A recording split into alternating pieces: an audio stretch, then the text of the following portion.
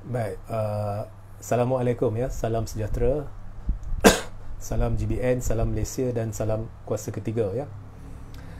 Jadi hari ini saya ada 3 mesej penting yang ringkas untuk disampaikan,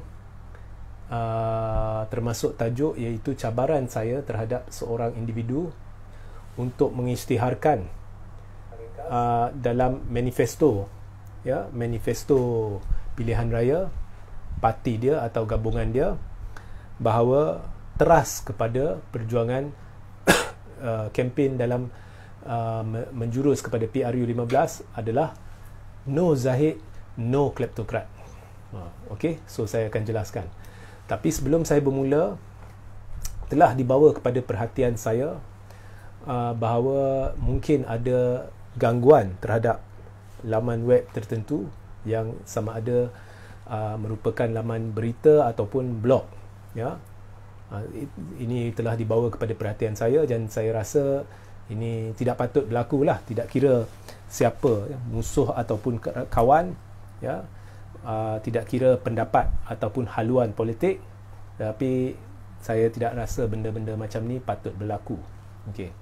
So apa pun, jika anda mengalami masalah sekarang ataupun esok hari dengan laman-laman lain, jika anda mengalami masalah untuk akses ianya perlahan ataupun anda bimbang tentang keselamatan apabila melawati laman tertentu, jadi sila pergi ke alamat web berikut ya. Saya akan bacakan https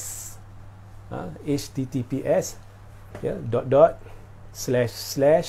ya 1.1.1.1 yang akhir tu tak payah perpuluhan lah. So https //1.1.1.1 yang akhir tu, lepas tu tak payah point ya. Sebab apabila anda masuk type address tersebut, anda akan dapat arahan yang cukup ringkas, hanya klik satu butang untuk muat turun satu aplikasi ke dalam komputer ataupun telefon bimbit anda, smartphone anda. Apabila aplikasi itu sudah dimuat naik, dimuat turun begitu cepat ya, amat cepat dan percuma. Lepas tu dia akan beri arahan untuk anda membenarkannya, meneliti dan security ya, apa-apa laman yang anda lawati, dan jika anda benarkan, maka laman yang bermasalah itu akan dapat anda layari semula.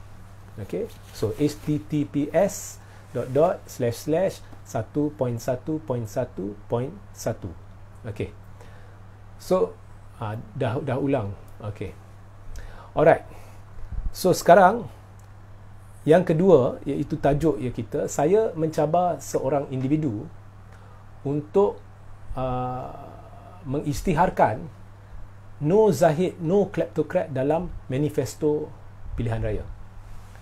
Dan individu berkenaan ialah Anwar Ibrahim. Bukannya saya nak guna kesempatan ini untuk menyerang Anwar Ibrahim ataupun tidak, itu tak ada kaitan. Sebab sudah timbul banyak persoalan. Okay. Sudah ada banyak insiden-insiden yang menunjukkan kerjasama di belakang tabir antara Zahid dengan Anwar. Daripada rakaman audio yang telah diakui, daripada surat sokongan rahsia Zahid kepada istana di mana Zahid berbohong kepada Yang di-Pertuan Agong kononnya seluruh Barisan Nasional menyokong Anwar ya, dan daripada laporan-laporan berhubung pertemuan-pertemuan antara kem kluster mahkamah dengan kem Anwar membincangkan jajaran politik baru yang telah diakui akhirnya oleh kedua-dua pihak. Jadi sekarang kita nak dengar di dalam manifesto Pakatan Harapan ya, kita nak dengar, okey, bukannya menyerang Anwar. Jadi penyokong-penyokong Anwar jika ada sini atau penyokong PH jika ada sini, anda sebenarnya sendiri perlu tuntut daripada PH sekarang. Sebab sekiranya benar PH atau Anwar, khususnya Anwar, tidak ada perancangan untuk bekerjasama dengan Zahid, kerana kita tahu BN akan kalah. Jadi jika tidak ada perancangan untuk bekerjasama dengan Zahid, jika DAP tidak ada perancangan untuk kerjasama dengan Zahid, jadi dalam manifesto saya lihat tak ada masalah. No Zahid, no kleptokrat. Kerana dalam PRU 14 manifesto salah satu teras perjuangan ialah no kleptokrat, no Najib dan sebagainya. Jadi sekarang memandangkan ada pengaruh Zahid dalam urusan kerajaan, ya, apabila menekan Ismail Sabri untuk bubar parlimen dan sebagainya, dan memandangkan ada risiko mungkin terbentuk satu kerajaan yang mungkin ada pengaruh kluster mahkamah dan risiko sistem kehakiman, kebebasan sistem kehakiman, kedaulatan undang-undang, terganggu gugat, maka rakyat takut.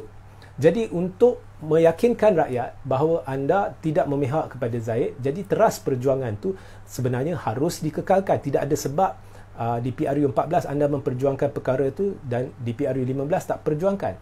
Sebab itu wajib bagi penyokong Pakatan Harapan sendiri, wajib bagi penyokong Anwar sendiri menuntut daripada Anwar supaya di dalam manifesto PH salah satu teras perjuangan dalam kempen pilihan raya perlulah no Zahid, no kleptokrat.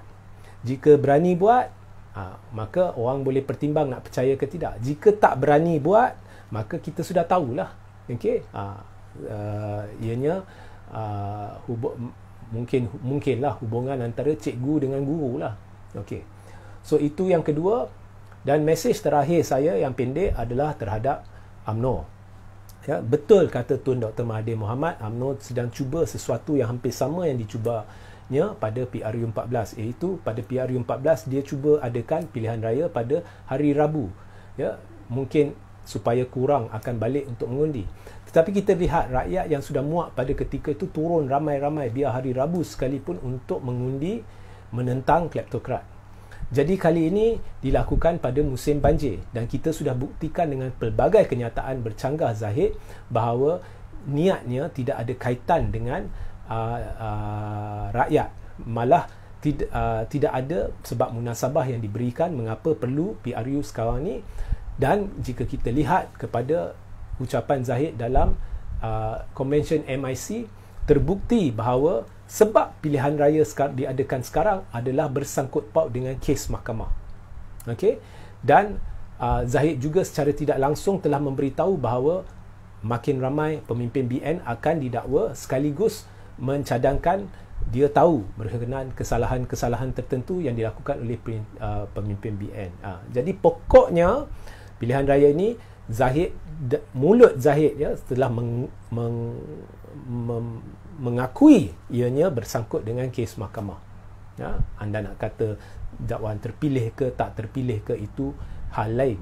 Ia bersangkut dengan kes mahkamah, maknanya anda telah ditipu bulat-bulat oleh Zahid bahawa pilihan raya ini adalah sebab rakyat, sebab mandat rakyat dan sebagainya. Itu semua bohong.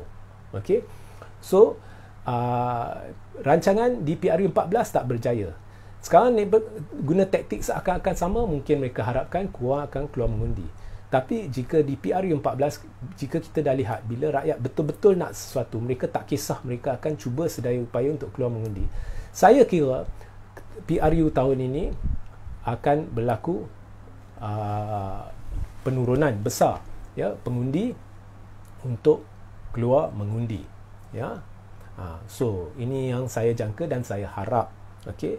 Dan PAS, berkenaan dengan PAS, mungkin ramai lupa pada PRU 14 sebenarnya UMNO bekerjasama dengan PAS, tetapi tak berjaya menghasilkan satu kemenangan. Kini dengan Zahid, seorang yang terpalit dengan tuduhan jenayah, yang mengetuai kempen pilihan raya, dan kemarahan rakyat berhubung dengan situasi dalam UMNO. UMNO diketuai oleh seorang yang tertuduh jenayah, dan masalah-masalah yang ditimbulkan oleh UMNO, ya, dan orang dah buka mata apabila Najib dipenjarakan. Makin ramai sudah melihat, ya, bahawa sebenarnya Najib bersalah, ya, dan cara dia cuba menangguh perbicaraan, orang buka mata, orang lihat sendiri cara dia memperkotak-katikkan proses mahkamah. Lepas tu orang melihat sendiri cara Zahid mengaku bahawa sebab utama dia nak pilihan raya ialah bersangkut dengan kes mahkamah. Mereka melihat cara Zahid memfitnah, ya, sistem kehakiman dengan menimbulkan keraguan terhadap sistem kehakiman, dan kenyataan dia bercanggah. Hari ini timbulkan keraguan terhadap sistem kehakiman, besok kata dia percaya kepada sistem kehakiman dari awal dan sebagainya. Jadi BN nak menang tu payahlah. Okey, payah. So saya rasa ramai akan keluar mengundi, dan kalau dulu dengan PAS tak boleh berjaya, masakan sekarang tanpa PAS.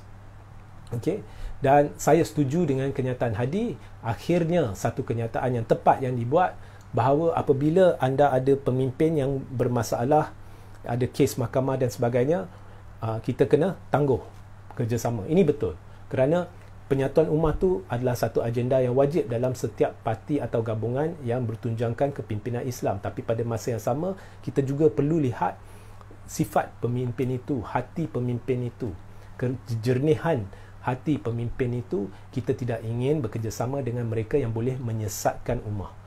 So itu sahaja mesej saya, ya. Jangan lupa share ramai-ramai. Sehingga kita berjumpa di lain masa. Assalamualaikum, salam sejahtera, salam GBN, salam Malaysia, dan salam kuasa ketiga.